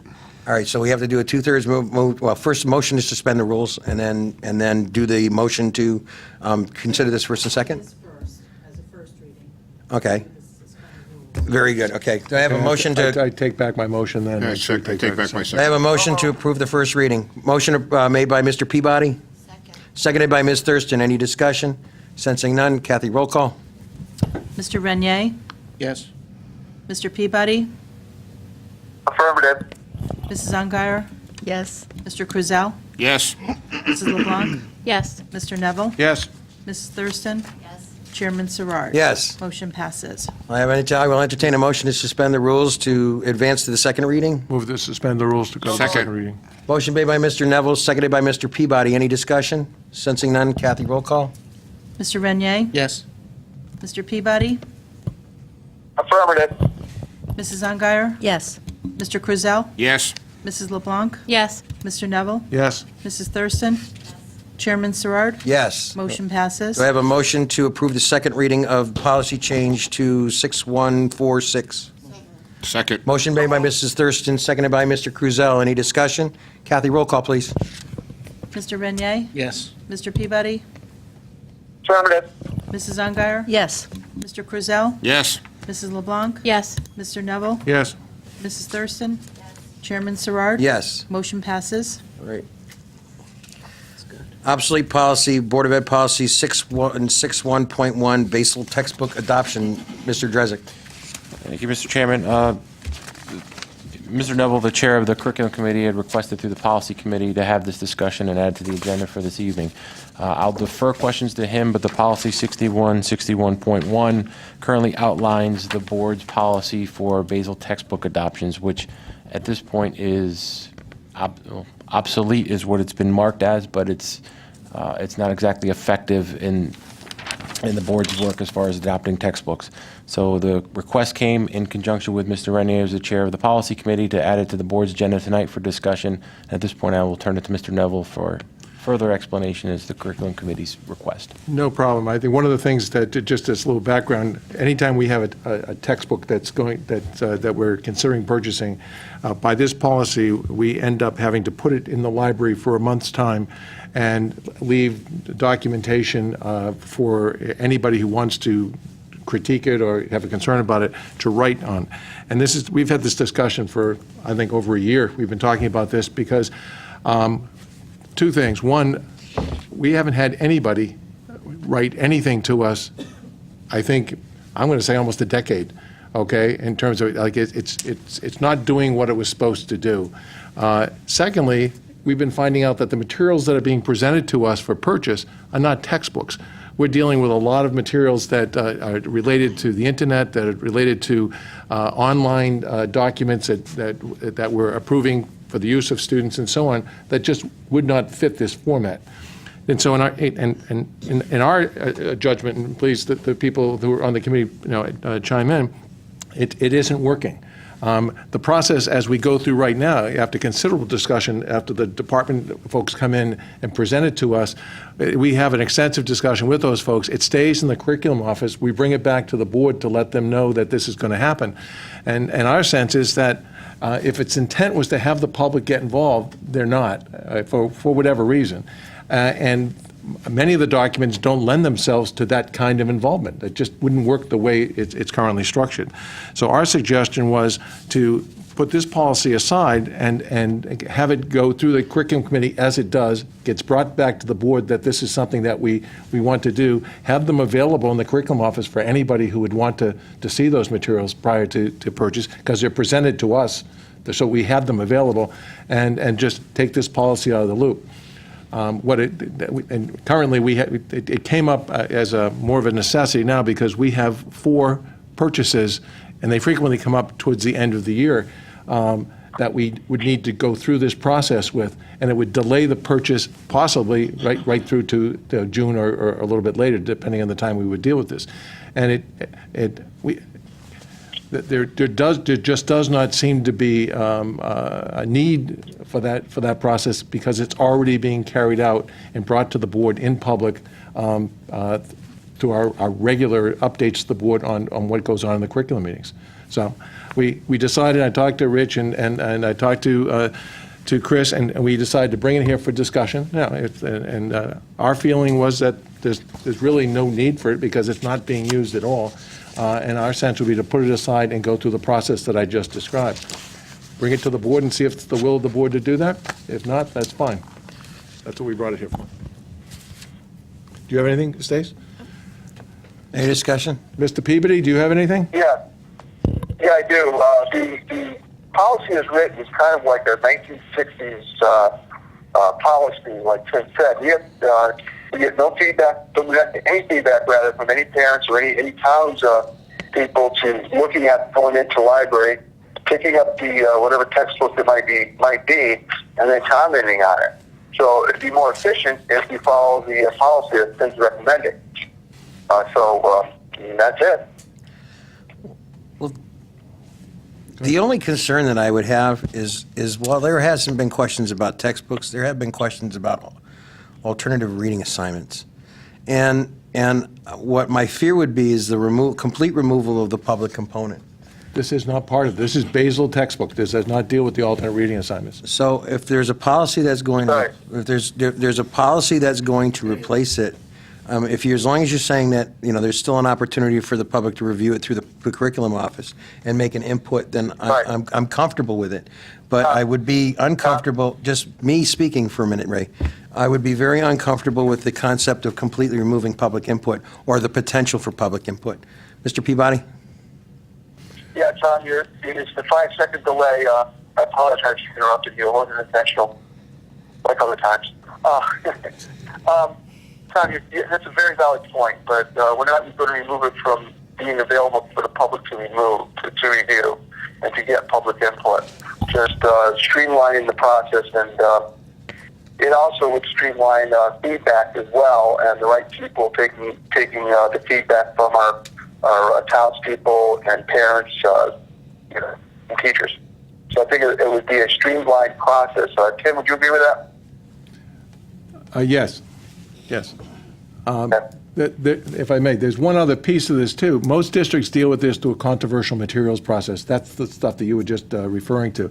And we don't look at that. We look strictly at, like, if they're looking at a reading textbook or, a history textbook, those are the types of things. A Basel textbook, that's the main resource, curriculum resource for the class. But right now, I bet we've had a half a dozen classes that presented to us, maybe the last half dozen, that are not using a textbook. And nobody has any input into what we're pulling off the internet in terms of materials like in technology and things like that we're encouraging our students to look at. And so I think the policy doesn't fit the way curriculum has evolved. And I think that's why we were bringing it up. And I think the issue that people typically have brought to us has to do more with controversial materials than it does with a Basel textbook. Okay? In fact, that's always been the way it's been in all the years that I've been in education. And I believe we have a controversial materials policy that every district has to deal with those kinds of things. Is this particular policy out of the CAPE thing, or is this a particular Enfield policy? Because I think it came back here in 1981, if I'm not mistaken. Yeah. Yeah. And it hasn't been amended, I don't think, except once in 2009 when they reviewed all policies and left everything the same. So. Well, like I said, my only concern is that there remains a public input, and as long as there's a public input in it, I don't care what I understand the media has changed. So, as long as you still have the avenue, then I personally don't have a problem with it, as long as the avenue still exists. I think we do, okay? And I think the curriculum office they're there anyway, and they're there all the time if anybody wants to come in there. And we'll make it a point from the curriculum committee, as we have, to tell you about textbooks as they come up. refer it back to the policy committee, draft your alternative policy, and then bring it before the board. Is that good? Does that work? Because there's no action item on this. No, well, No, there's an action item too. there is an action item on it. To make it obsolete. I mean, what would the alternative policy be? I don't know. As long as you just described it. I mean, you're saying it's making it available in the curriculum department. It is now. I mean, do we need a policy to do that? I don't think we do. That's my opinion, okay? I think we're writing something that we do as a matter of course. I mean, I'll entertain the motion. I make a motion to obsolete policy number 6161.1, Basel textbook adoption. Second. Second. Motion made by Mr. Cruzell, seconded by Ms. Thurston. Any discussion? Sensing none, Kathy, roll call? I'm sorry. Roll call. Mr. Renier? Yes. Mr. Peabody? Affirmative. Mrs. Ungary? Yes. Mr. Cruzell? Yes. Mrs. LeBlanc? Yes. Mr. Neville? Yes. Mrs. Thurston? Chairman Serrard? No. Motion passes. Item 11E will be handled after executive session. Board and committee reports. Building committee. We had a meeting last Thursday, and I guess it would be suffice to say we're kind of wrapping up the details of the committee. It was one of the shortest meetings we've had. We're dealing with the last of the bills that have to be resolved. Any issues, actually very, very few issues that have come up. We're looking at, we're still working on the issue of the light at the top of the hill there. The vice chair is having a meeting with some folks from the state. I think she was able to work that out with our legislators. Okay, so that's still in process. I don't know what the outcome will be, but I'm glad Wendy has really stuck with it and is looking out, as the whole committee is looking for the safety of our kids. We're at the next stages. I think we're a month away. We used to be every week, every 2 weeks, and third week. Every 4 weeks. And now it's going to be every 4 weeks. So we're really just wrapping up the details. And other than that, is there anything else that you can think of? I got the finance report from the finance director, and we're 97% paid on the whole project, so. That's great. But it's still below the 100. Yep. So. And we'll keep working until the work is all done. But when, it's easier than it used to be when we were doing it every week. So I can tell you that. And it's a good they've done a great job. That committee has stuck together and done a fabulous job. So. Curriculum committee. We met on the 19th, I believe.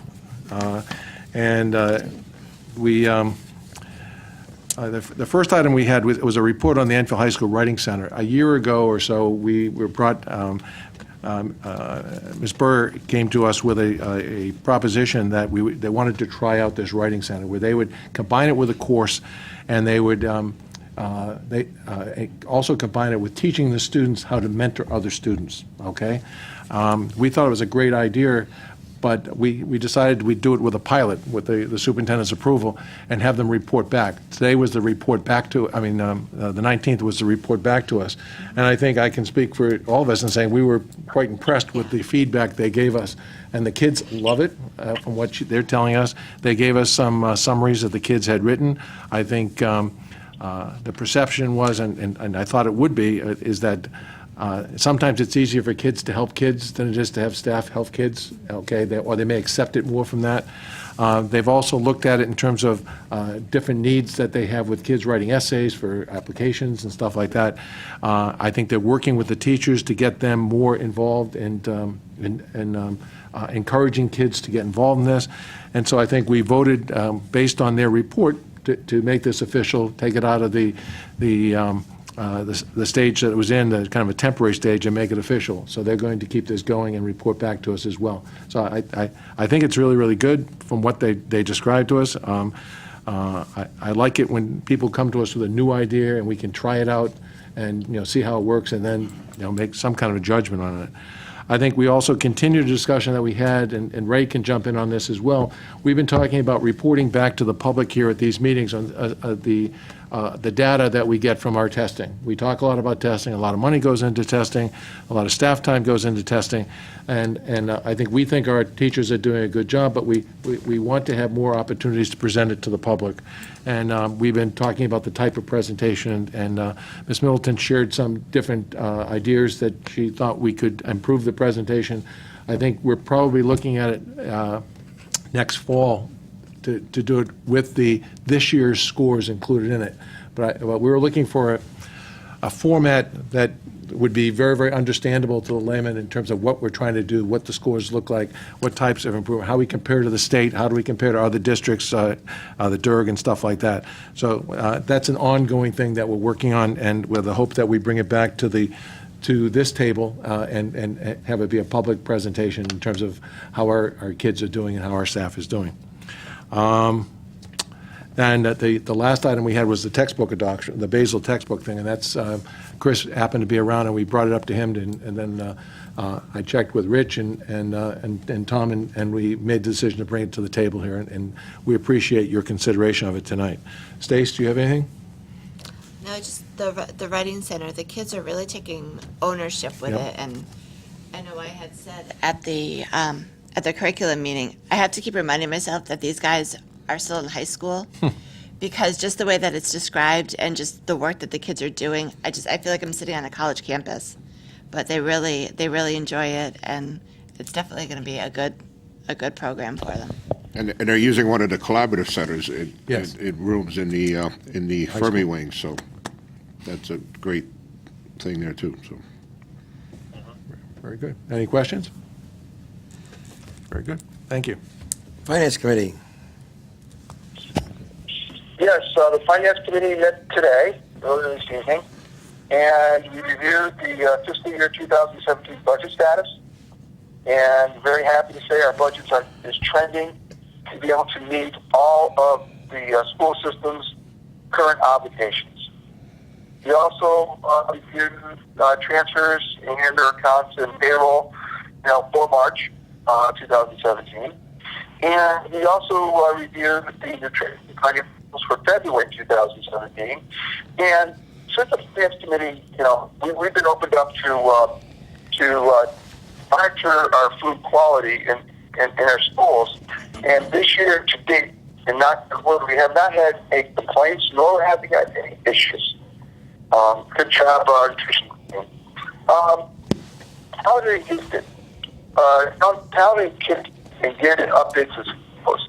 Right now, the current value of our portfolio is $2,758,166.88. And that is all that the Finance Committee has. Any questions? No. Thank you, Mr. Peabody. Leadership Committee. Leadership Committee has not met. Policy Committee. Thank you. Mr. Drzik, if I screw any of this up, please just jump right in and fix it, as this is my first go at it. So the Policy Committee met earlier this month, and one of the biggest things with the Policy Committee is we are going through an audit of all of the policies through CABE. They are going through them with a fine-tooth comb and making sure that they are all state compliant, which is awesome. The next policy meeting set for next month is going to be pretty lengthy, so if anyone would like to come, bring a sandwich, and it should be a good time. We're going to sit down with representatives from CABE and kind of go over some of those policies that have been discussed. One of the things that were mentioned tonight and that we brought up last time at Policy Committee was in regards to board members and the policy.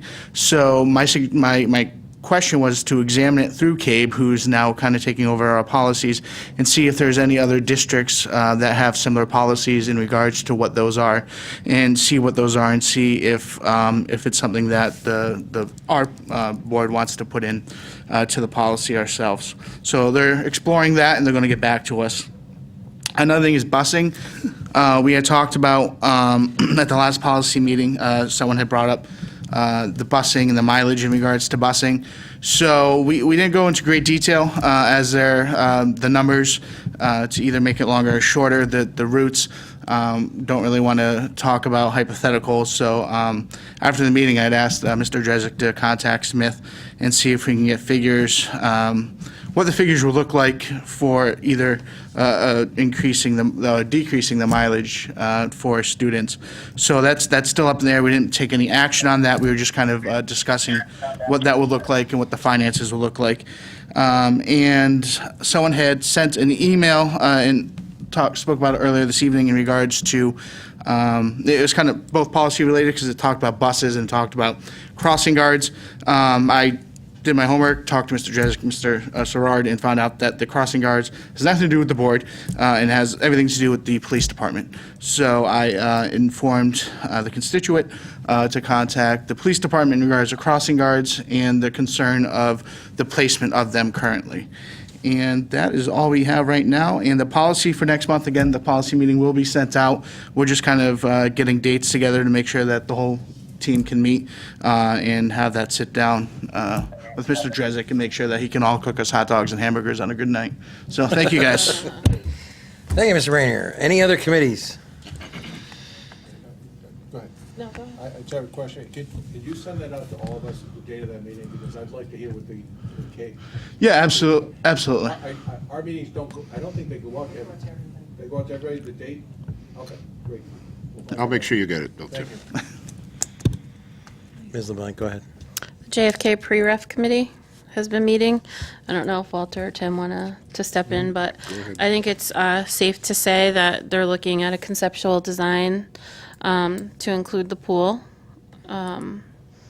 Silver and Petroselli have been working diligently with the state to find out what's actually reimbursable for a middle school. It's a little bit different for a middle school than it is for a high school. I don't know, what else should we add? Yeah, they're redoing the demographic study. If the demographic study comes out the way I guess we're all hoping, it would be an increase to the population that would be going. So we would have an increase in reimbursable square footage, which would be helpful for the academic spaces with the new additions. The conceptual designs are pretty interesting, and the one it looks like the committee is leaning towards is a complete reconfiguration of the school, adding definitely more space and definitely more classrooms, and for tech ed, academic, it's really exciting to see. And music, big time. And music, yeah. It's really exciting.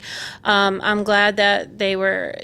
What people don't understand with the committee is they work so hard, and the discussion of the pool has been like an elephant in the room for months and months and months, and it can be an emotionally charged discussion.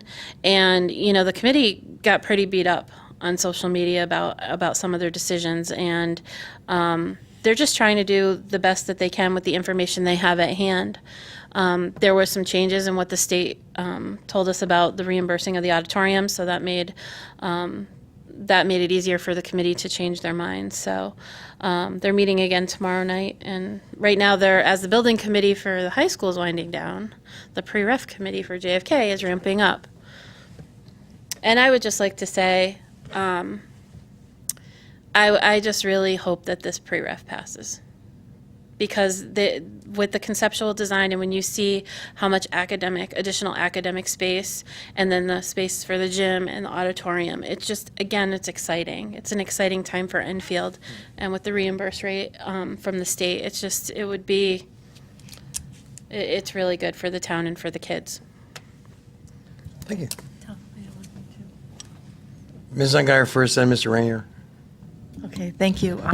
I just wanted to thank the opening ceremony committee. They've been working really hard on planning this ceremony. It's going to be a great event, and they're doing a great job and working very hard. So if anybody missed the date, it's May 13th at 11:30 a.m. for the ribbon cutting, and then 7 p.m. for the free concert.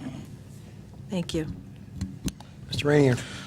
Quick question for Tina and Tim. It's kind of a joint question. Forgive me, the pool, I know the pool has its own separate contentions.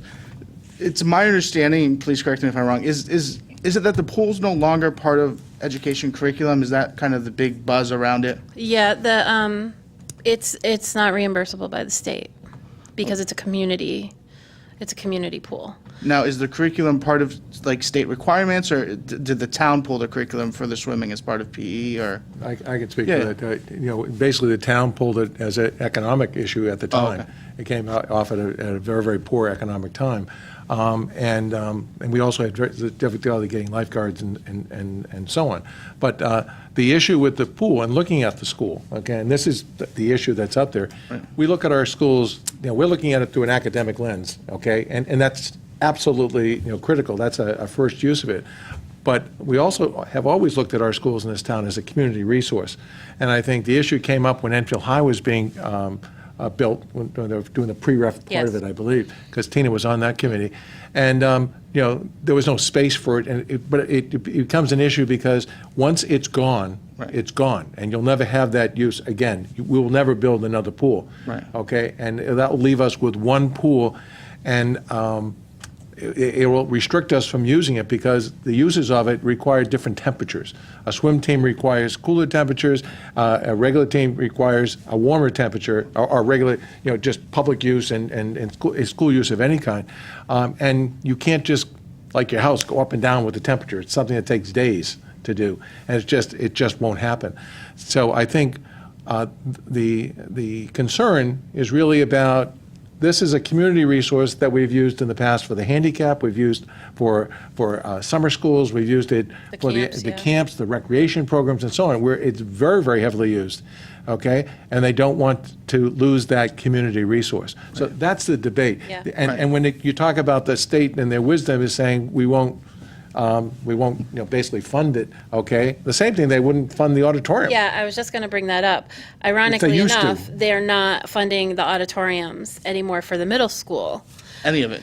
Right. I mean, if we had done this last June, we would have been grandfathered in. Okay. But they've just made the decision. So that ended up freeing up the space for us to keep the pool. Okay. Because it really came down to not a lot of additional square footage, reimbursable square footage. So it became a question of, do we need that space for academic or do we need it for a community pool? So to me, I found a poll internally because I'm supposed to be looking for academic space, if we're gonna, but with that whole turn of events with the auditorium not being included now, it kind of alleviated the issue of the space, but it was just, I don't know why the auditorium there, so. I'm not really sure. I think they think that middle schools don't need auditoriums, Yeah, okay? I mean- And last year, they would have funded everything that had to do with the stage and all this stuff because it is used as a school resource. I'm not sure why the state's doing what they're doing. But one of the things that came out, it's another one of those things that the public does not understand, they just don't know about, how often our schools are used by the community, okay? And I think Mary Keller brought in the schedules and things of how often we use our gyms. They're going, 6 days a week anyway. And they would go 7. People would want it if we didn't have to pay, the amount of money we'd have to pay to have staff on board to do this. But it's a community resource, and a lot of the community is committed to it, and I understand it. All my kids were involved in swimming lessons and all that stuff there, and they'd like to continue that. So, that's kind of, it's looking at it through a school lens and a community lens. And I think we have to blend them because that's the way we use our facilities in this town. I have a question. Thank Part- you both, by the way. Part of the original charge from both the Board of Education and the Town Council was to address the fields. Is that part of this, because I haven't heard anything That about it. we haven't, honestly, we've spent so much time on the conceptual designs and the reimbursable square footage and the fact that the information from the state has been changing almost daily. They're just finally ready to go forward with the conceptual design of the school, and then the fields will be in the future. But the numbers they're talking about, and they confirmed it at the end of Yes. the meeting last time, they said, is the other fields included in this? Yes, they are. Okay. Okay, they just haven't given us a That was my preliminary design. concern, and I just want to make sure that, because that was, everyone, you talked about both curriculum and community use. Those fields are supported by both. Yeah, we Absolutely. just And haven't that's gotten there why yet. I haven't heard anything about it, and that's why I asked the question. No, they just, like I said, it's been a grueling few weeks making decisions for them. And so anytime anybody's brought up a kind of a, what's the term I'm looking for? A price, it's always all-inclusive. Okay. But they all, just as an addendum to that, we've asked them about parking. I mean, the parking's horrible to get to the fields or access to the fields for anybody that have any kind of a handicap at all. And what they're trying to do is lock in the building design first. Then we have our engineers and architects go and do the outer, the parking, the driving, the driveways and all that stuff. So how we can get access for the buses and all that stuff. That'll come after the design is set, and then when we'll do the field at the same time. Right, because they're looking at a reconfig, so it's going to impact the parking and stuff like that. Yep. Okay. Any other board committees? Sensing none, moving on. Approval of the minutes, regular meeting minutes, March 28th, 2017. So moved. Motion made by Mr. Cruzell, seconded by Ms. Thurston. Any discussion or changes? Sensing none, show of hands. Ms. Ungary and Ms. LeBlanc have abstained. 1, 2, 3. You approve of the minutes, Ray? Yes. Our motion passes. Special meeting minutes, April 4th, 2017. Do I have a motion? Motion. Second. Motion made by Ms. LeBlanc, seconded by Mr. Cruzell. Any discussion or changes? Sensing none. A show of hands. You raise Hands up. Your hands up. Motion passes. I kind of like it. It's virtual attendance. Item number 14, approval of accounts and payroll. You're on, Ray. I'm on. This is the moment that everybody's been waiting for. The Finance Committee met April 25, 2017 to review financial statements for the March and to examine various documents related to finances. Our review concluded there is nothing significant to report to board. Motion. Move we accept superintendent certification as follows. I certify that March total expenditures amount to $7,703,379.48, broken down between payroll totaling $5,992.61.